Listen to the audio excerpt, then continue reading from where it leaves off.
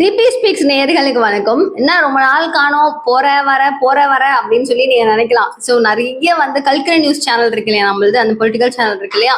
So அதுல வந்து நிறைய அப்படி இப்படி கொஞ்சம் பிஸியா வீடியோஸ்லாம் போறது, கொஞ்சம் சம் பர்சனல் இஷ்யூஸ் அப்படிங்கிறதுனால ஃபுல் அண்ட் ஃபுல் டிபி ஸ்பீக்ஸ்ல நல்ல கான்சென்ட்ரேஷன் மிஸ் ஆகுது. மன்னித்து விடவும். இதுக்கப்புறம் டெய்லி ஒரு வீடியோவாவது கான்ஸ்டன்டா போட்டே இருக்கணும் அப்படிங்கறத முடிவு பண்ணிட்டேன். பார்ப்போம் எப்படி போகுது. அண்ட் எனக்காக ப்ரே பண்ணிக்கோங்க ப்ளீஸ். த்ரிஷா அவர்களுடைய பதிவால ஒரு பெரிய பிரளயமே ஏற்பட்டிருக்கே, இதை பத்தி நீ எதுவுமே பேசலையே அப்படின்னு சொல்லி கேட்டீங்கன்னா, ஒரு பக்கம் ரொம்ப ரொம்ப ரொம்ப ரொம்ப சீரியஸா நான் எப்பவுமே ஒர்க்ல மட்டும்தான் கான்சென்ட்ரேஷனோட இருப்பேன் அப்படின்னு சொல்லிட்டு கோட்டும் சூட்டுமா அப்படியே வந்து சட்ட சபையில உட்கார்ந்து சட்டமன்றத்துல கிளின்னு கிழிச்சிட்டு இருக்கிறாரு விஜய் அவர்கள். ஸோ நேத்தெல்லாம் அவர் பேசுற விஷயம், ஊழல் செய்யறவனை நான் விட மாட்டேன், நான் ஊழலும் செய்ய மாட்டேன், ஒரு பைசா மக்கள் பணத்தை நான் தொட மாட்டேன், தொடவும் விட மாட்டேன், தொட்டவனே விட மாட்டேன் அப்படின்னு சொல்லிட்டு செம்ம மாஸ் டைலாக் அப்படிங்கிறது அடிச்சு தூள் கிளப்பிருந்தாரு.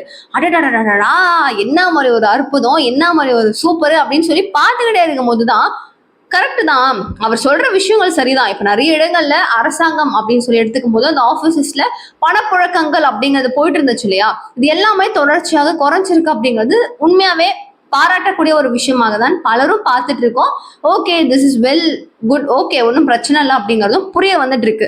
ஆனா இந்த இடத்துல நான் ஊழல் தொடரவடையும் விடமாட்டேன் அப்படின்னு சொல்ற அந்த வார்த்தை வெறும் வார்த்தை தானா அப்படிங்கிற கேள்விதான் இங்க ஒரு பெரிய செக் பாயிண்ட்டை ரிலீஸ் பண்ணிருக்கு. பிகாஸ் சனிக்கிழமை மாற்று கட்சியினர் இணையும் விழா அப்படின்னு சொல்லிட்டு ஒரு விழா லைவ்ல போடுறீங்களே, இல்ல கேக்குறேன், அதெல்லாம் எப்படி?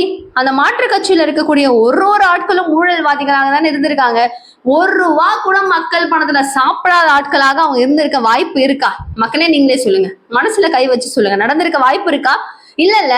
அப்போ இப்போ நீங்க வந்து ஆட்சிக்கு வந்துட்டீங்க, வந்து இப்பதான் நீங்க ஒரு இடத்துலயும் டெண்டர்லாம் இனிமே வந்து கிடையாது அப்படின்னு சொல்லிட்டீங்க. சேகர் பாபுக்கு, பிரியா மேயருக்குலாம் வந்து கொஞ்சம் செக்கு தான், இல்லைன்னா சொல்ல. அதுக்கு முன்னாடி நேரு அவர்களுடைய சம்பவம் இருக்கு, தொடர்ச்சியாக பல விஷயங்கள் இருக்கு இல்லையா. இது எல்லாத்தையும் நீங்க எங்க வந்து எப்படி வந்து ஒரு செக் பாயிண்ட் அப்படிங்கறத வைப்பீங்க? சீக்கிரம் பண்ணுங்க. எங்களுக்கு வந்து ஆட்சியில ஒரு மாற்றம் அப்படிங்கிறது வேணும்னு நினைச்சுதான் உங்களை நியமிச்சோம். ஒரு பாயிண்ட் ஆஃப் வியூல எங்களுக்கு இன்னும் வேகமா வேணும் அப்படிங்கறத மக்கள் கேட்கிறாங்க. சரி, இந்த பக்கம் சட்டமன்றத்தினுடைய ஃபயர் அப்டேட்ஸ் அப்படிங்கிறது ஒரு பக்கம் போக, எங்க உங்க அப்பாவை காணும் அப்படின்னு சொல்லிட்டு உதயநிதிய விஜய் அவர்கள் கலாய்க்க, இவர் பதிலுக்கு என்ன சொல்றாரு அப்படின்னா, கணவனை தேடும் மனைவி செங்கல்பட்டு கோர்ட்ல தேடிட்டு இருக்காங்க அப்படின்னு சொல்லிட்டு இவர் ஒரு அப்டேட்டை கொடுக்குறாரு. ஸோ லிட்டரலி ரெண்டு பேருக்கும் நடுவில் ஒரு பெரிய சண்டை டிஷுமே நடக்குதுன்னு வச்சுக்கோங்களேன். நீயா நானான்னு சொல்லிட்டு இந்த பிரளயம் போய்கிட்டே இருக்கிற நேரத்துல த்ரிஷா அவர்களுடைய பதிவுன்றதோ இல்ல அவங்க சைட்ல இருந்து எந்த அப்டேட்ஸும் வராம இருந்தா கொஞ்சம் நல்லா இருக்கும், நம்ம முட்டு கொடுத்து இப்படி அப்படின்லாம் பேச வேண்டாம், கொஞ்சம் நல்லா இருக்கும் அப்படின்னு யோசிச்சவங்க திடீர்னு இந்த போஸ்ட் வந்துருது. அப்போ செங்கல்பட்டு நீதிமன்றத்துல கணவனை தேடும் மனைவின்றது போஸ்ட் ஒரு பக்கம் இருக்க, உன் கணவன் இங்க இருக்காரு பாரு அப்படின்னு சொல்லிட்டு த்ரிஷா அவர்களுடைய போட்டோ, அதாவது அவங்க ரிலீஸ் பண்ண அந்த போட்டோவை நிறைய பேர் ஸ்க்ரால் பண்றதும், ட்ரால் பண்றதும், இமிடேட் பண்றதும், நக்கல் பண்றதும், நையாண்டி பண்றதும், அசிங்கப்படுத்துறதும் அப்படிங்கிறது தொடர்ச்சியாக நடக்குது. To the person who makes it all worth it அப்படின்னு சொல்லிட்டு ஹாப்பி பர்த்டேன்னு 0000 ஒரு டைமை போட்டு நம்ம த்ரிஷா அவர்கள் அப்டேட் பண்ணியிருக்காங்க. அதுக்கு முன்னாடி 5 வகையான கேக்குகள் இருக்கு. ஸோ ரொம்ப சூப்பரா வண்டர்ஃபுல்லா 5 கேக்கை வச்சிருக்காங்க. இந்த கேக்கெல்லாம் பார்த்துட்டு அவங்க அப்படியே விஜய் அவர்களை பார்த்துட்டு இருக்கிற மாதிரி ஒரு போஸ்ட். அது ஏஐன்னு சொல்லப்படுது, but it is not possible. அவர் ஒரு பொட்டு வைக்கிறாருல்ல, அந்த அரகஜாவா, அந்த பொட்டெல்லாம் அந்த சிம்டம்ஸ் எல்லாம் இருக்கு அவர் வச்சிருக்கிறாரு அப்படிங்கிறது ஏஐல ரெடி பண்ணி த்ரிஷா போடணும்னு இல்லைல்ல, எதுவும் இல்லைல்ல. இன்னொரு பாயிண்ட் சொல்றேன், அவங்க போட்டாங்க. போட்டதுக்கு அப்புறம் இங்க ஒரு பெரிய பிரளயம் வெடிக்குது. 3 பங்கா பிரிஞ்சுட்டாங்க மக்கள்லாம்.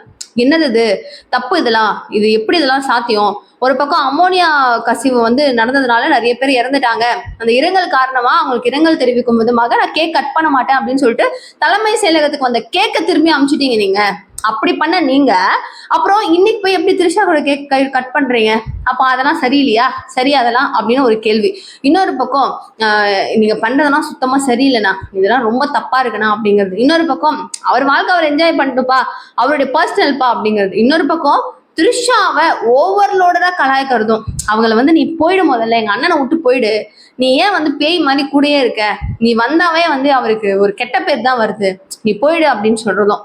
நான் ஒண்ணு கேட்கிறேன், தட் இஸ் அவங்களுடைய பர்சனல் திங்க, அவங்களுடைய பர்சனல். நம்ம அவங்க 2 பேரும் பேசுறாங்க பழகுறாங்க அப்படிங்கிறதுனால நம்ம வாழ்வாதாரத்திலயோ இல்ல நம்ம வாழ்க்கை முறையிலயோ மாற்றங்கள் வருமானு கேட்டா இம்பாசிபிள் இல்லையா? இல்ல ஒரே நாள்ல அப்படியே மறந்து தெரிகிற மாதிரி விஷயங்கள் சந்திச்சிடுறோமானால் அதுவும் கிடையாது. ஒரு பொது வாழ்க்கையில் இருக்கக்கூடிய நபர் சுத்தமா இருக்கணும், அவரை பார்த்துதான் நிறைய பேர் மாறுவாங்க இருப்பாங்கன்றதெல்லாம் கரெக்ட் தான். பட் அவங்க லைஃப்ல ரியல் திங் என்ன நடந்திருக்குன்னு நம்மளுக்கு தெரியாது. அடுத்தது அது வந்து இவர் எப்படி இவங்களோட ரிலேஷன்ஷிப் நம்மளுக்கு புரியல. பட் த்ரிஷா மட்டும் இதற்கு காரணம் இல்லைன்றதுதான் நான் சொல்வேன். விஜய் அவர்களுக்கும் இது முழு பங்கு இருக்கு. விமர்சனம் செய்யும் போது த்ரிஷாவை மட்டும் தான் நான் ஃபோக்கஸ் பண்ணி பேசுவேன்றது ரொம்ப தப்பான ஒரு விஷயம். இவருக்கும் எல்லாத்துலயும் பங்கு இருக்கு. இவர் ஒன்றும் குட்டி குழந்தை இல்லை ஏமாத்தி கூட்டு போய் கேக் கட் பண்ண வைக்கிறதுக்கெல்லாம். இவருக்கும் எல்லாமே தெரியும்.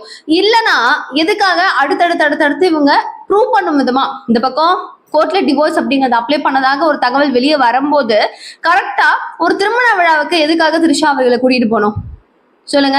பதவி பிரமாணம் செய்யும் போது எதற்காக த்ரிஷா அவர்கள் அங்க வரணும், கையெல்லாம் ஆட்டணும்? எதுக்காக?